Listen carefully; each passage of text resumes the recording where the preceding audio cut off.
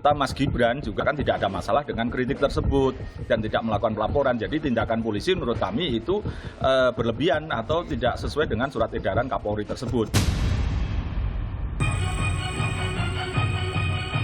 Periode 23 Februari sampai dengan 19 Maret 2021 menunjukkan 189 konten yang diajukan untuk diberikan peringatan virtual police.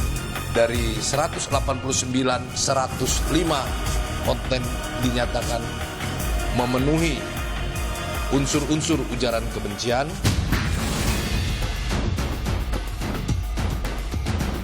Ini menimbulkan ketakutan baru ya. Tanpa kehadiran polisi saja ya di ruang digital, warga itu sudah jeri ya dengan ancaman Undang-Undang ITE. Apalagi dengan cara seperti ini.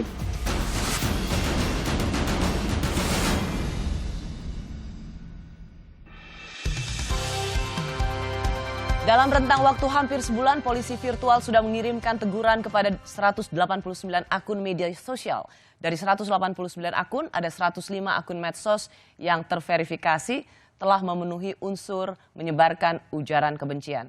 Akun itu diminta untuk menghapus maupun merevisi postingannya. Lalu bagaimana respons para pegiat medsos? Masih beranikah mereka bersuara? Sudah bersama saya pegiat medsos yang juga komedian Sammy Not a Slim Boy, itu nama akun Twitternya. Lalu ada Rudy S. Kamri, pegiat media sosial. Lalu ada Ketua Umum Cyber Indonesia, Muanas Alaidit, dan Koordinator Kontras Fathia Maulidianti. Selamat malam Sammy, Bung Rudy, Bung Muanas, dan juga Fathia. Selamat malam. Ya, malam Mbak. Tadi sudah dengar ya, salah satu admin yang dari IG Surabaya Melawan sudah dapat surat cinta. Saya ke Sammy dulu. Sammy kan suka nge-tweet nih ya. Saya kan follow Anda. Kadang-kadang saya suka senyum-senyum sendiri sih aku ngelihat Twitteranmu. Misalnya ngakunya dekat dengan rakyat tapi main tangkap. Terus ada lagi koalisi yang sekarang ada karena Jokowi. Kalau nggak jadi 3 periode sih sepertinya bubar ini koalisi. Masing-masing bikin kubu membentuk 20% PT untuk mengusung capres masing-masing. Lalu ada gambar Pak Jokowi. Fotonya, kamu captionnya adalah fotonya di sawah, berasnya tetap impor. Udah dapat surat cinta dari polisi virtual belum? Ya, sampai saat ini belum. Karena yang saya tweet juga memang ada di media, saya hanya menyimpulkan apa yang sudah ada di media, itu aja kan. Sekarang kan sudah beraksi, kita sudah dengar dari bulan Februari akan ada polisi virtual. Untuk seorang Sammy Not a Slim Boy yang sering nge-tweet gitu, itu merasa takut atau justru merasa aman? Ya sebenarnya dari dulu juga kalau mau diambil ya diambil aja, karena sebenarnya sebelum ada polisi virtual ini seperti tadi dibilangin orang Surabaya Melawan, Ananda Badudu udah ditangkap, Dendi Laksono udah ditangkap, artinya ini hanya mempertegas bahwa kami sekarang semakin serius, gitu. Kalau dibilang konten sensitif, maksudnya apa? Kenapa Mbak? Maksud Sammy apa? Kami makin serius itu apa? Makin serius mau ngelawan? Makin serius? Enggak, artinya pemerintah dalam ini makin serius untuk istilahnya melakukan pembersihan yang menurut mereka kontennya sensitif. Padahal sebenarnya itu juga konten sensitif mereka sendiri yang nyimpulin. Kita tahu di televisi lain, bahkan Menkom Infonya bilang bahwa kalau menurut versi pemerintah hoax, ya hoax. Jadi kalau cara menyimpulkannya udah seperti itu ya udah nggak fair. Konten saya bisa dinilai sensitif, padahal sebenarnya itu cuma penyimpulan fakta dari yang ada di media. Jadi Sammy justru merasa lebih cemas? Kalau saya sih nggak cemas, saya netral aja. Karena sebelum ada polisi virtual pun, kalau yang ditangkap ya ditangkap aja. Gitu loh. Hanya ini semakin aneh aja. Ya, kalau Sammy sampai saat ini belum ditangkap, itu karena polisinya belum ngelihat tweetnya Sammy atau Sammy-nya cukup cerdik dalam menulis postingan? Ya mungkin itu ya, mungkin kita perlu sedikit lebih cerdik. Tapi seandainya pun, menurut saya, seandainya pun ada orang yang bodoh, kebodohan itu bukanlah suatu kriminal sehingga harus tetap gitu loh. Jadi kebetulan saya cerdik karena profesi saya salah satunya adalah komedian. Kita harus bisa mengolah isu supaya orang bisa tetap tertawa dengan concern-concernnya kita. Itu aja sebenarnya. Oke, saya ke Bung Rudi Kamri dulu. Bung Rudi, saya pertanyaan yang sama. Dengan sudah ada ratusan akun yang ditegur oleh polisi virtual, untuk seorang pegiat sosial media seperti Anda, merasa lebih aman atau justru merasa lebih cemas? Saya merasa biasa-biasa saja.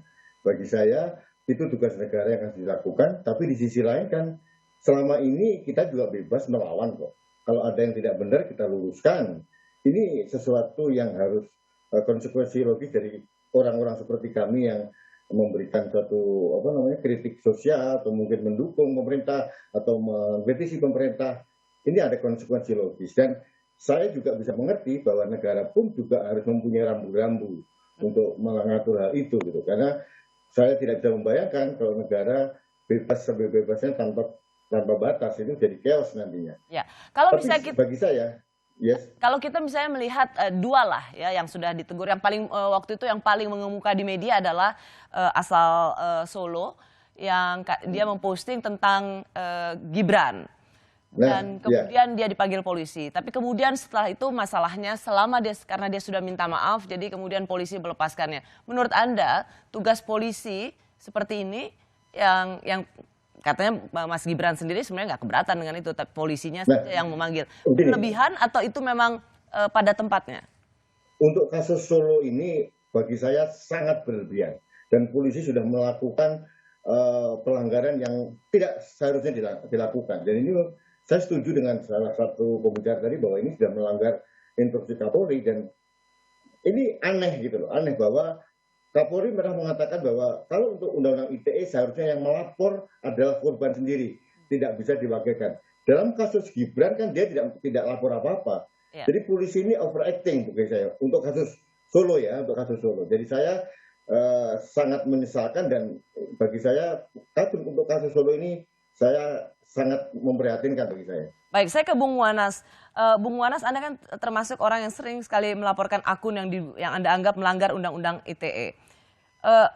Ya, Mbak. Kasus apa yang terjadi di Solo misalnya, atau misalnya surat pesan di inboxnya tadi kita lihat akun Surabaya melawan. Apa itu sesuatu yang memang dianggap melanggar Undang-Undang ITE? Ya, sebetulnya kalau kita melihat fenomena virtual polisi ini kan sebagai jalan tengah kalau saya lihat, kita sebagai solusi. Ya kan, kita harus lihat itu dulu gitu loh. Jalan tengah Karena sebagai solusi? Iya, sebagai solusi kalau adalah virtual polisi itu di jalan tengah kan. Karena itu kan merujuk dari surat edarannya Kapolri kan. Yang kemudian penerapan Undang-Undang ITE itu agar lebih mengedepankan restorasi justice kan. Pendekatan dengan metode mediasi atau perdamaian antara pihak-pihak yang kemudian dirugikan. Ya, tapi kalau menghindari proses saling lapor-melapor kan. Betul. Kalau isinya tapi misalnya nih, itu isi postingannya sudah di take down, tidak banyak yang bisa melihat kembali meskipun dicari. Cuman bagi mereka yang sempat melihatnya, itu kira-kira isinya ini orang bisa apa gitu loh, ini anak bisa apa gitu. Kalau yang kayak gini aja harus dipanggil polisi dan minta maaf, berlebihan nggak? Atau memang pada tempatnya Anda lihat sebagai orang yang sering melaporkan akun-akun di sosial media? Ya, jadi karena memang ini masih baru, Mbak, ya mungkin saja bisa terjadi miskoordinasi kan di tingkat bawah, kan. Gitu. Jadi dalam penerapannya mungkin terjadi kendala. Tetapi saya ingin melihat bahwa virtual polisi itu sebetulnya pendekatannya lebih humanis kalau menurut saya. Dan itu harus didukung gitu. Kenapa? Karena biar bagaimanapun bahwa Undang-Undang ITE kan adalah ruang publik, harus ada aturan. Ya. Gitu. Jadi jangan juga kemudian gimana? Anda jadi melihat bahwa dengan adanya polisi virtual ini itu mengurangi tugas Anda melapor-laporkan akun di sosial media? Ya, kemudian kan dibatasi. Karena gini, karena bukan ini ya. Jadi jangan lupa juga Mbak bahwa yang selama ini kita terlibat dalam proses penegakan hukum itu bukan yang delik aduan, Mbak. Gitu loh.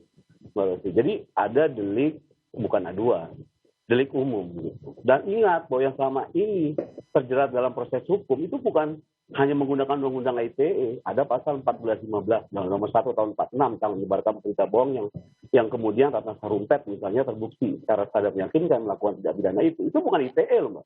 Oke, Di Bung undang-undang Monas, ITE itu tidak diatur tentang hoax, kecuali saya akan penipuan memberikan online itu ada kesempatan. di pasal 28 ayat 1. Saya akan memberikan Gitu. kesempatan pada Anda nanti, dan nanti pada saat jeda saya minta mungkin bisa memperbaiki audio dari Bung Monas. Saya tidak terlalu bisa mendengar dengan jelas, agak teredam suaranya. Saya ke Fathia dulu. Fathia, Anda di Kontras itu menerima laporan dari mereka yang mendapat surat peringatan dari polisi virtual, betul?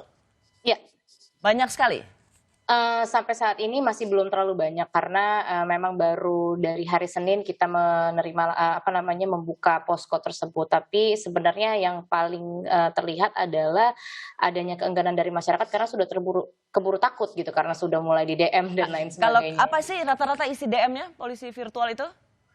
Tadi yang seperti Mas Ali katakan itu soal ada pasal-pasalnya yang memang spesifik menyebutkan apa saja kesalahan yang mereka lakukan dan lain sebagainya gitu. Dikasih tahu Nah, juga cuman- nggak apa saja postingannya?